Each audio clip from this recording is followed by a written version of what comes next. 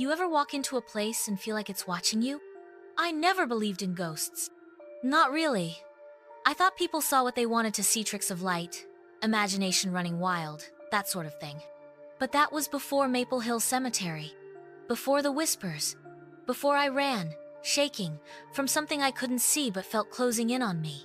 Let me take you back to October 2022. I was working as a freelance photographer in Huntsville, Alabama.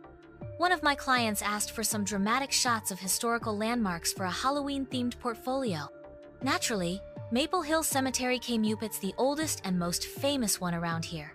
Civil War graves, mausoleums from the 1800s, statues with cracked faces and moss growing over angel wings. It was perfect. I arrived just before sunset, wanting that golden light. The air was still, weirdly still.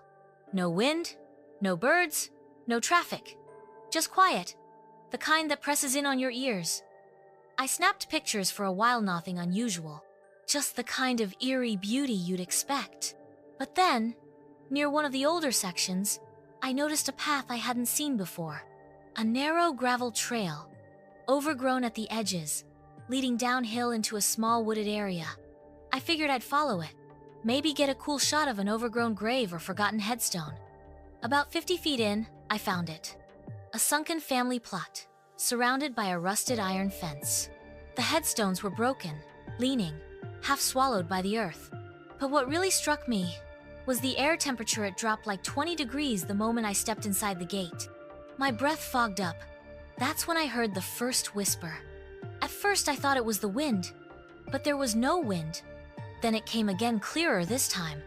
A woman's voice, soft but strained, like it was pulling itself out of the ground. Help, me. I froze. Every hair on my body stood up. I spun around, no one. I backed up, heart hammering, when I saw something move behind one of the headstones. A flicker of white. I lifted my camera instinctively and clicked. The moment I did, something rushed past me. Cold and fast, like someone sprinting inches from my face. I stumbled backward, nearly tripping over a cracked grave slab. Then everything went silent again. But this time, it was wrong. No birds, no rustle. Even my camera screen wouldn't light up. I looked down at the photo I took. The screen finally came back, and the image made my stomach drop. It showed a figure, a woman in white, standing behind the gravestone. Long black hair, hollow eyes. But the worst part? Her hand was reaching for me. I swear on my life I was alone when I took that photo. That was it. I ran. I didn't stop until I was back at my car, panting, soaked in sweat.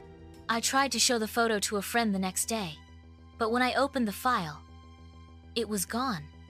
Corrupted. Nothing but a black screen. I haven't been back to Maple Hill since. I don't need to. I still hear the whisper sometimes late at night, when everything is quiet. Help. May. And sometimes, when I close my eyes, I see her face behind mine in the mirror.